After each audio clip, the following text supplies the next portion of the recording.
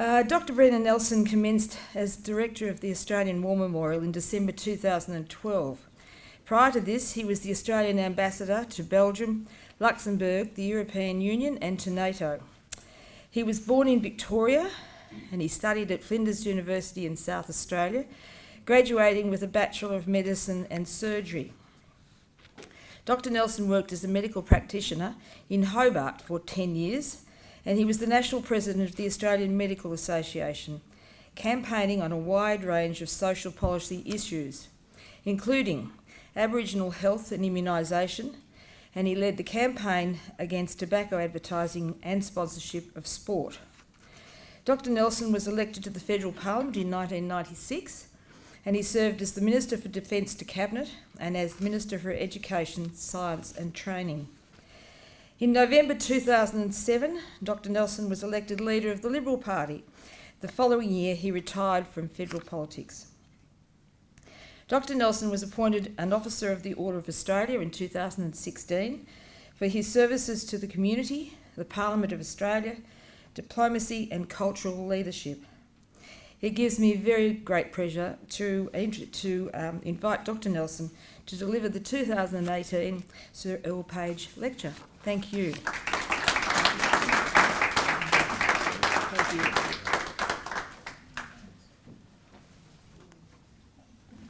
Thank you very, very much, Christine, for your very generous introduction, and I thank you. I thank the trustees for the privilege bestowed upon me to be able to deliver the Sir Earle Page oration in honour of one of the truly great Australians. And to those who are arriving, please take some seats. It's not Senate estimates, there are some at the front. Nor is it a pre-selection. Thank you very, very much for having me. And the Honourable Duncan Gay, the Honourable George Souris, the Honourable Don Page, Jenny Gardiner, and the many amongst you who are leaders of and supporters of the National Party. I would also like to thank John Azarias and Deloitte for hosting us here this evening. We reveal ourselves as a people, as a movement, and as a nation, not only in those whom we choose to lead, but those whom we choose to honour. Some people lead from position, others lead from principle. Tonight we pause to honour a man who did both. Sir Earle Christmas Grafton Page was born on the 8th of August 1880, the fifth of 11 children. He was a surgeon and uniquely obtained a scholarship to study at Sydney University at the age of 14. He was a veteran. He enlisted in the Australian Imperial Force in the Australian Army Medical Service on the 14th of February 1916. He served in Abbasia, in Egypt, in the 3rd Australian General Hospital. He then served in the 2nd Australian Auxiliary Hospital in Southall in England, and then the 3rd Australian Casualty Clearing Station in France.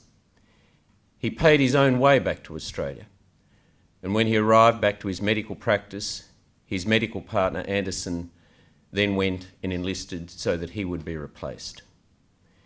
He was a farmer. He absorbed and was familiar with the self-sacrifice, the idealism, the hard work, the tribulations, and the satisfaction of farming. And amongst many things, it translated into a life in public office where he was an advocate for trade liberalisation and the reduction of tariffs. In being both a veteran and a farmer, he was a member of the two groups that have done the most to shape our sense of what it means to be an Australian: the farming community and those who wear and have worn the uniform of the three services. And of course, he was a statesman.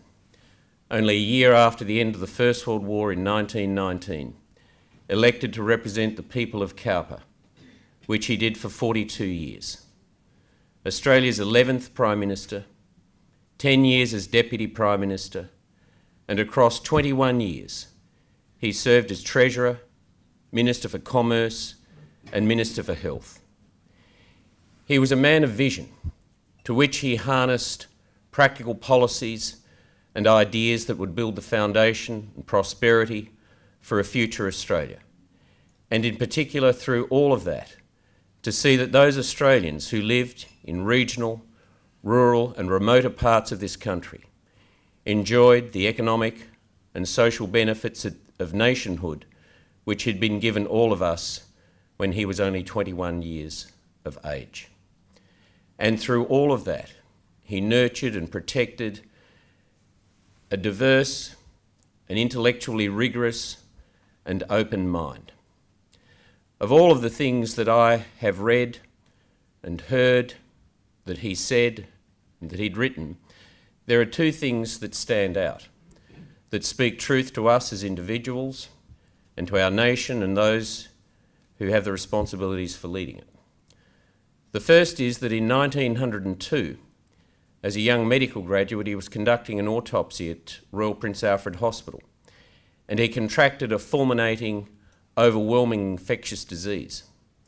The deputy medical superintendent realised that he had no choice but to incise him, to cut him deeply in some 40 places. Page refused to have an anaesthetic. He said, "I gained from this a lifelong philosophy. I wanted to make sure that the cuts were deep enough to see that I had a chance of survival. For 3 days, everybody, including me, believed I was a hopeless case. I lost all fear of death. This incident and my military observations," he said, "made me certain ever since to do as much as I possibly could every single day, for no one knows what tomorrow may hold." The second was a speech that he delivered in the Parliament on the 22nd of April 1959. He regarded one of his most significant legacies and contribution as being in the area of education. He was, as you know, the first Chancellor of the University of New England. And he said, "It is a labour of love, surely, to see that people first are able to read and write, and then those who are scientifically and culturally inclined receive further training in it, if we are to get the best out of life. Indeed," he said, "our entire safety depends upon it." And therein lies two of the most significant legacies that he left. The first is to all of us, but particularly for those who have the privilege and the responsibility of leadership, is to see that you understand you have only one life, only one chance to use that life in a way that will serve the interests of others and our nation. To get the most, as he said, out of every single day. And for those, not only of the National Party, but of the political class generally, is to see that every single day the most is also given to those whom we serve. The second significant legacy and truth that he speaks to us is that what will defend us most, what will protect us and give us safety from ideas and policies deeply rooted in ignorance and forged on an anvil of prejudice, is education. That more than anything else, it is that that will protect us. As Thomas Jefferson, third President of the United States, concluded toward the end of his life regarding founding the University of Virginia as his most significant legacy, when asked why, he said, "Because education is the defence of the nation." And so too Earle Page understood that our entire safety would depend on education. You don't realise what you're learning when you're learning in life. The most significant things that have challenged, shaped and transformed my own thinking have come in random moments of quiet revelation. And the power is in the story. Australians, all let us rejoice, for we are young and free. First line of our national anthem. We hear it sung often, we sing it often, but far less often do we pause to reflect on what that really means. And therein lies the paradox of life. It's often those things that are most important to us we have a tendency to take for granted. The magic vitality of youth you don't fully appreciate until it's gone forever. Families who love us give meaning and context to our lives. The institutions that provide the framework and the architecture for the nation. To be Australian citizens, whether conferred by birth or by choice. To enjoy political, economic and religious freedoms. To live in a society where faith coexists with reason, free academic inquiry, a free press and an independent judiciary. We are Australians. Not so much because we have a constitution, the machinery of democracy given us by the British, but we are defined instead by our values and our beliefs, our triumphs and our failures, our heroes, the Earle Pages that this nation has produced, and our villains, the way as a people that we've faced adversity, and how we will face the inevitable adversities that are coming, and respond to emerging, yet unseen and increasingly threatening horizons. Australia's First World War correspondent, who would become the official historian, was a man called Charles Bean. He was chosen by his colleagues. He landed with the Australians on Gallipoli in the mid-morning of the 25th of April 1915. He stayed with them at the front through the entire war. He was wounded, refused evacuation, was recommended for a military cross on the 8th of May for rescuing a wounded Australian. Couldn't receive it, of course, because he was a civilian. At Pozières, France, in July and August 1916, he was witness to 23,000 Australian casualties in 6 weeks, 6,800 dead, 5 Victoria Crosses. On the 31st of July, Bean was almost killed twice, getting back from the very front. And when he got back into his tent, he simply wrote in his diary, "Blackened men everywhere, torn and whole, dead for days." A mortally wounded Australian asked Bean, "Will they remember me in Australia?" And from there he conceived and resolved that at its end he'd build the finest memorial and museum to these men of the Australian Imperial Force and the nurses. Over 23 years he would write and edit the 12 volumes of the official history. And at the very end of it all, a blank page on his typewriter in his home office on the Collaroy Plateau in Sydney, struggling with the words to summarise the whole thing, he wrote this, and it's these words that we have placed immediately beneath the bullet-ridden Gallipoli landing boat at the very start of the First World War galleries. What these men did, nothing can alter now. The good and the bad, the greatness and the smallness of their story. It rises, it always rises, above the mists of ages, a monument to great-hearted men, and for their nation, a possession forever. The great 19th century English philosopher, John Stuart Mill, pioneer of true liberal thought, concluded that two things are essential in order for a nation to both exist and for it to be sustained. The first, he said, perhaps self-evidently, is that people would want to be governed as a single people. And so it was, over a generation and a half in the late 19th century, through Page's youth, with often embittered debate and polarised debate, we finally resolved in 1901 we would become a nation. The Commonwealth of Australia was born. The legal architecture of our nationhood was given us. And then in 1903, we gazetted our flag. Mill's essential second precondition was what he described as a common fellow feeling. He said people must be bound by a common feeling, one, he said, that is rooted in language and literature and history.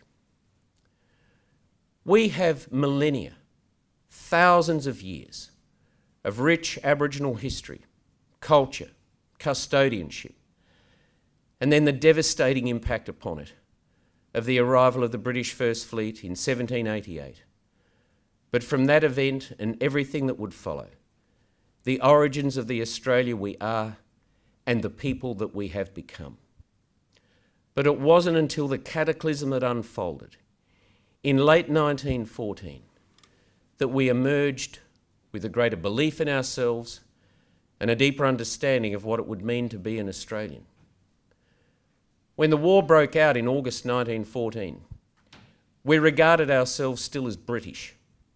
The Australian flag was flown pretty much only on Commonwealth buildings. We were 4.5 million people, about the population of Melbourne today, 1 million men of an age that could volunteer, from a nation that twice said no to conscription, of which we should be now so proud. 417,000 did. We sent 330,000 overseas. A series of largely catastrophic military battles ensued until the stunning leadership of General Sir John Monash of the Australian Corps in 1918. And then we emerged victorious, but inconsolably mourning 62,000 dead. We lived with another 60,000 who would die within 10 years of returning to Australia. Our nation has never been more divided than we were during that period. We emerged from the war with those who had supported conscription and those who had not, those who had enlisted and those who were regarded as shirkers. The divisions around religion and the polarisation of the political divide was extreme. And yet we remained true to our democracy. And then our then Prime Minister, Billy Hughes, going to the conference at Versailles, unthinkable 4 years earlier, stood up to the American President Woodrow Wilson and said, "I speak for 60,000 dead. What of you?" And then during the Great Depression, when the fascists exhorted John Monash to lead an insurrection against the elected government, he said this: "These are the words that will be at the base of the sculpture of John Monash, which we will dedicate at the Australian War Memorial on the 4th of July, the centenary of the Battle of Hamel."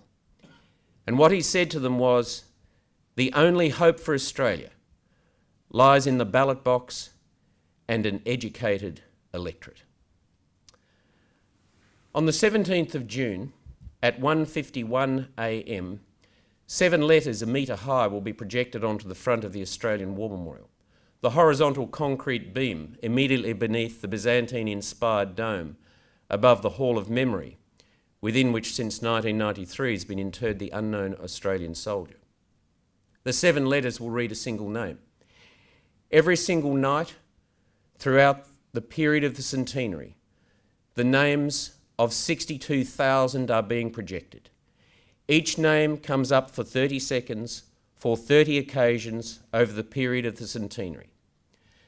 There are 2 reasons why we're doing that, and other things. To make this history live, to make it engaging to and engaged by a new generation of Australians. The first is that it's very tempting, human beings that we are, to settle for headlines, broad brushstrokes, popular imagery and mythology of our history. Our comfortable lives breed easy indifference to individual sacrifices made in our name, devotion to duty, and to our country. The second reason is to remind us that we are Australians. There are in the end some truths by which we live, and they're worth fighting to defend, politically, diplomatically, and sadly at times militarily. The world is always changing. In fact, when I had applied for and then subsequently was advised that I was going to be appointed the director of the Australian War Memorial, I confided in a small number of my friends before the announcement was made. One of them said to me, "You're going to what? You're going to run the Australian War Memorial?" He said, "I can't believe it. You're wasting your life. You've got far more important things to do for Australia," he said, "than rearrange our history." I said to him in part, well, it's actually got a lot more to do with the future than it does the past. And as T.S. Eliot wrote in 1942, a people without history is not redeemed from time, for history is a pattern of endless moments. The world is always changing, but sometimes humankind goes through a transformation, and those who live through it don't fully appreciate the scale and the consequences of what's happening. At the end of the Napoleonic Wars or the Second World War, it was obvious. The world had changed. It was never going to be the same again. But sometimes in history, as Paul Kennedy, the Richard Dilworth Professor of History at Yale University, observed in 2011, humankind lives through a period, such as the late 15th century, where people over the course of perhaps 4 decades would not recognise the world in which they are then living. So by 1520, we had the expansion of Europe into the Asias and North America, the formation of nation states, the splintering of Christendom, the Gutenberg Communications Revolution. We are now living in a world that we have not lived in since the Franco-Prussian War nor the Qing dynasty. We're about to live in a world where the United States is not the largest economy. A re-emergent China. The relationship between China and the United States is being forged now in our region. We have a Europe which is fracturing, resurgent nationalism and populism, a repudiation of liberal and open markets, a volatile leadership of the United States, which risks a United States which is more introspective than we certainly need it to be. We have an arms race in Southeast and East Asia. We have deep unresolved historical enmities in our region. We have the mass movement of people. Our generation is engaged, as we have been now for the best part of nearly 2 decades, in fighting resurgent totalitarianism. In this case, those who have hijacked the good name of Islam to build a violent political utopia. And as Henry Kissinger said in his 2011 tome on China, there is much in our region that resembles that of late 19th century Europe after the unification of Germany. And then you see we're living increasingly in a world where crisis is testing political masculinity, as some leaders in the world would seem to see it. And in that context, no one should forget that Kenneth Clarke, in that magnificent BBC series, Civilization, in the late 1960s, having examined civilization from its origins to then, he concluded at the end that no matter how complex it may be, society is fragile.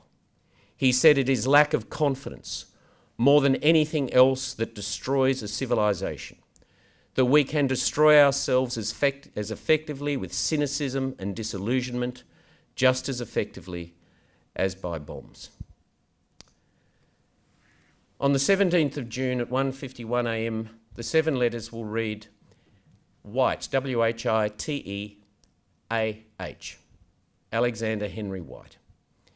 He was a 33-year-old maltster from Ballarat. And as many of you here would know, on the 7th of August 1915, the dismounted light horse attacked at the neck in the northern part of the Anzac sector. There would be 4 waves. The 8th light horse from Victoria would form the first and second waves, 150 in each wave, and then the Western Australians in the 3rd and 4th waves from the 10th light horse. White had commanded the 8th light horse from January 1915, and he loved his men. And at 4:30 in the morning, after the 6th of August, of course, where at 4:30 in the afternoon the Battle of Lone Pine had commenced, Philip Schuler was the age correspondent who was there and observed and recorded what happened. The Australians had to advance just 20 to 60 metres to the Turkish trenches. The artillery bombardment of the Turks had finished early and much of it had gone over them. And Schuler recorded White shaking hands with his fellow officers. He stepped down into the trench, and on the fire step, his watch in hand, in the eerie silence, hearing the Turks testing machine guns and rifles, he said, "Men, You have 10 minutes to live, and I will lead you. And Schuler recorded the whistle going at 4:30. They all went over, and White advanced only 10 paces before he fell. Of the 300 officers and men that went over with him in those first two waves, 153 died with him, another 83 were wounded. And then, as was depicted in Peter Weir's 1981 Gallipoli film, as the 10th Light Horse filed in for the third wave over the dead, the dying and the wounded, having tried unsuccessfully to stop the attack, Trooper Harold Rush stood on the fire step, embraced the man next to him and said, "Goodbye, God bless you, Cobber." They held hands and said a prayer. That would be the epitaph for his headstone. They removed their wedding rings, wrote last letters to loved ones, took out the photos and pinned them to the inside of the trench, and they all went over. Of the 600 who went over in the 4 waves, 372 Australian casualties. A generation later, in the Second World War, no mere extension of the First, this was not about emerging Australian identity or Australia's place in the world. Our vital interests were at stake. 1 million Australians mobilised. We sent 500,000 overseas. 30,000 were prisoners of war. 8,000 died in captivity, treated brutally. We emerged with 40,000 dead, 150,000 wounded. After the fall of Singapore, which John Curtin described as Australia's Dunkirk, on the 16th of February, 22 of those nurses that had survived the sinking of the SS Vina Brook, which had left Singapore just before the fall, were on that beach, Raji Beach at Banker Island, and they were tending to the wounded on the beach. The Japanese, at gunpoint, marched 120 men down the beach and around the beachhead, and then bayoneted and shot them. The only nurse that would survive that day was a woman called Vivian Bullwinkle. She feigned death in the water, and then, having survived, was captured and spent 3.5 years as a prisoner of war. And she was able to describe what happened. She said the Japanese returned, having killed the men, set 2 machine guns up on the beach, and gestured for the women, the 22 nurses, to walk into the water. She said that matron Irene Drummond, as they approached the water, said, "Chins up, girls. I'm proud of you. I love you all." The same year, the gripping struggle at Kokoda, of which the official army historian Dudley McCarthy said, "It is the story of small groups of men, infinitesimally small against the mountains in which they fought, who killed one another in stealthy, isolated encounters, besides the track that were life to them all, of warfare in which men first conquered the country and then allied themselves with it, to kill or die in the midst of great loneliness." One who survived of the 39th Militia Battalion, the so-called chocos, that would carry chocolates or melt in the sun, koalas never to be exported or shot at. It was only they that stood between the advancing Japanese and the arrival of the 2nd 14th and 2nd 16th in late July, or at August. One who survived was a man called Jack Sim. He was a sergeant, he'd been a shop assistant, again from Ballarat. And in year 2000, describing this to us at the Australian War Memorial for the benefit of us and future generations, he said, "Some prayed, some swore with fear, but you wouldn't show it in front of your mates. One of the boys got shot fair between the eyes, right alongside me. It was a perfect shot. Terrible to be afraid," he said, "but it's the brave ones afraid that still kept going. That's what they did, you know. Scared bloody stiff, and still kept going. They were so young. They were so young. I loved them all." Most Australians wouldn't realise that in the Second World War, the most dangerous place for Australians was not Kokoda, even though 741 gave their lives there. It was Bomber Command in Europe. 10,000 young Australians served in air crews, 3,486 dead, 650 killed in training. On the 23rd of August 1943, 56 bombers were shot down over Berlin. One was a bomber, a Halifax from 158 Squadron. The pilot was a 21-year-old Australian, a man called Kevin Hornibrook. They were attacked by a night fighter just leaving the site. With his 2 gunners dead and 3 of the crew having bailed out, there was only 1 man left in the aircraft with Kevin Hornibrook. It was the bomb aimer, a man called Alan Bryant. And Bryant said, with the aircraft in a death dive against immense gravitational forces, Hornibrook got to the forward hatch and managed to get it open. And Bryant said, Kevin never got out. We had been too low. My life hinged on that moment when Kevin pushed me out. When my son was born in 1951, I called him Kevin to remind me every day of Kevin Hornibrook, to whom I owed the rest of my life. Never a day goes by without me remembering he was first at the door and could have easily saved himself. That son, Kevin Bryant, in 2012 said this: without Kevin Hornibrook, my father would have died on that plane. So my father says that about Kevin every day. From the earliest age of being called Kevin, it's not just a name after a pop star or a place in America. To me, every day I'm remembering the name of Kevin Hornibrook. Without him, I wouldn't be alive. It means a lot to me. I'm a tough character. I went to see Kevin's grave and I'll be honest, I dissolved.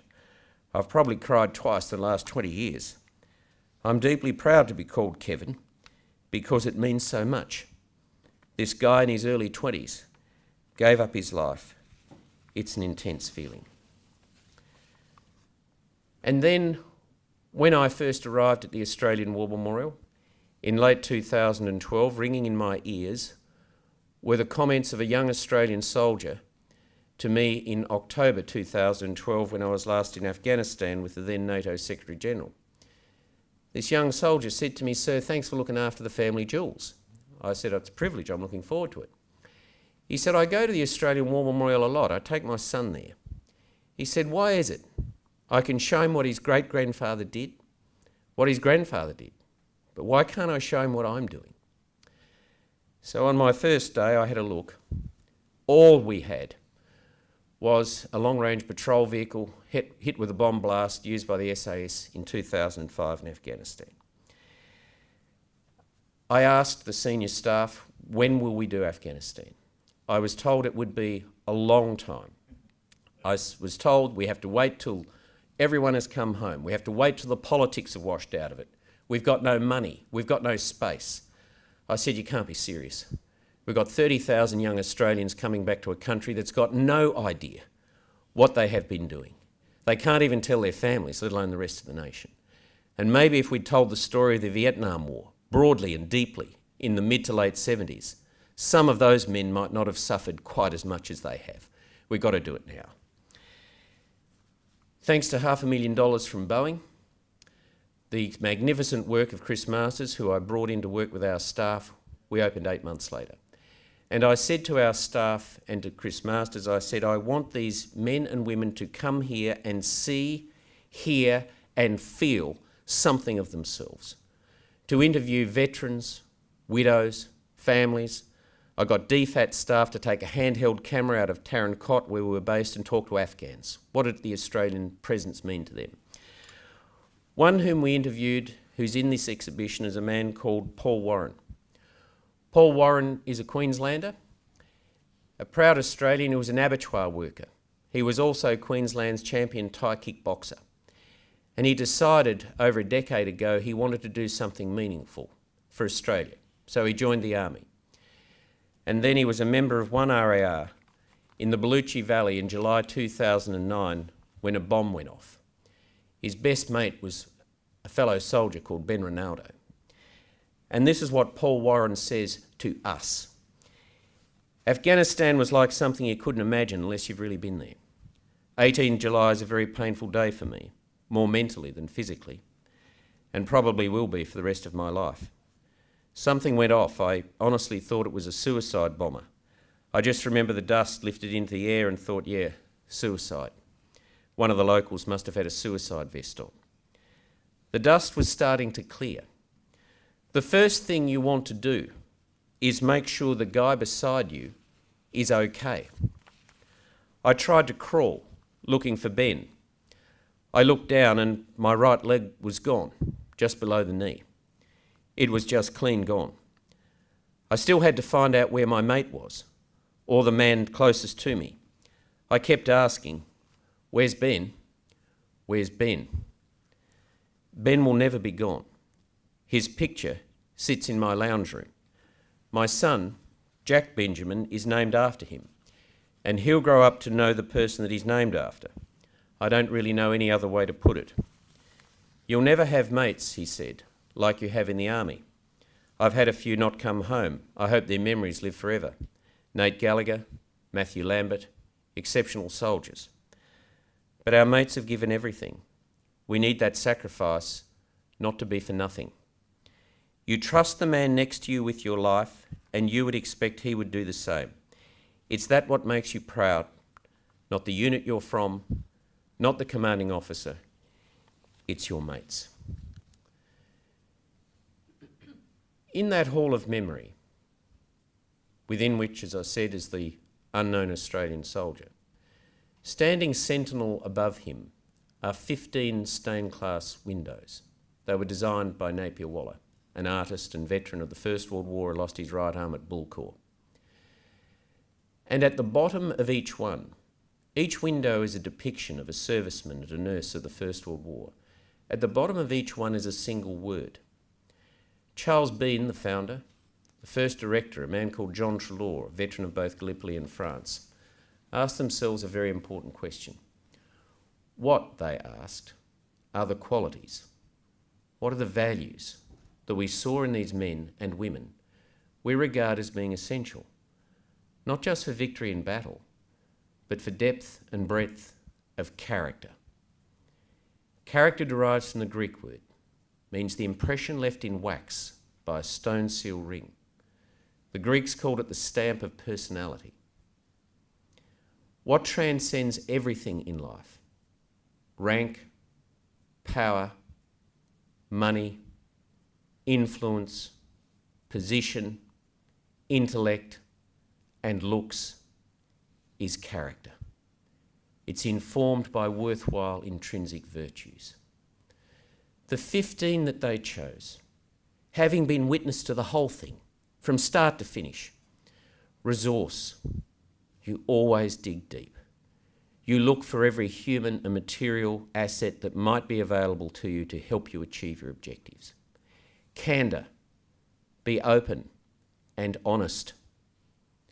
Devotion, the most prominent one chosen, sits under the nurse, looks directly down Anzac Parade to the Parliament. Completely subsume yourself into the people and the cause to which you've committed. Curiosity, never accept uncritically what you're being told. Always ask questions. Independence, know when to stand aside from a mob. Comradeship, that in the end what we need most is one another. As Paul Warren said, it's your mates. Ancestry, which is why we're here tonight. You never forget from where you came, who gave you what you have and made you who you are. Patriotism, chivalry, because under that airman, they saw in these airmen the medieval codes of the chivalric knights of courage, honour, integrity, courtesy, a sense of justice. But as Wallace said, most importantly, a readiness to help others no matter what the cost to yourself. Loyalty, coolness and control. Restraint, knowing when not to speak and when not to act is far more important than the other. Audacity, nothing of value in life is achieved without taking a risk. Endurance, you never give up. And then decision, that ultimately we all have to make decisions and we have to be responsible for them. And I, like some other public figures, had the privilege to be educated by Jesuits. And the Jesuits, in relation to decisions, said to me, No such thing, they said, as big or small decisions. They are all important, and every decision has consequences for you and for others. And I often say to young people, just look at those who trivialise certain decisions as being unimportant, and they will often find themselves in the most serious of circumstances. Charles Bean went to a very important funeral on the 24th of August 1916 at Mokay Farm. His much-loved cousin, Second Lieutenant Lionel Leo Butler, had been killed the day before. And that night in his tent, Bean wrote in his diary, "As we placed his coffin in the ground, 6 more or less close friends standing nearby, a labourer leaning on his scythe, a Frenchwoman dabbing her eyes with a handkerchief, I couldn't help but feel if it was all worthwhile. Was there anything in this war to justify such sacrifices?" he asked. Years later, when he was writing the official history, he comes back to that diary entry and he asked himself an extremely important question. What he asked was special about these Australians. He said the answer lay in the mettle of the men themselves, to be the kind of man that would give way when your mates were trusting to your firmness, to live the rest of your life haunted by the knowledge that you lacked the grit to carry it through. Life was very dear, but life was not worth living unless they could be true to their ideal of what it meant to be an Australian. A century later, in our Special Forces exhibition, we've got an SAS sergeant, Sergeant S, a protected identity, tears streaming down his face, people not known for being wimps. And he said of the Battle of Tizoc, in which Ben Robert Smith was awarded a Victoria Cross, to fail would be worse than death. To let down your mates in combat would be worse than death. He said, yeah, that's the essence. You don't let your mates down. And that is the essence. The most fragile yet powerful of human emotions is hope. We all have to believe in a better future, that tomorrow will be better than today, next year will be better than this, that our children will have a better future than us. Not so much a better future for ourselves, but those whom we love and for our country. And what most sustains it is men and women who reach out in support of one another, who keep going, even when gripped by fear.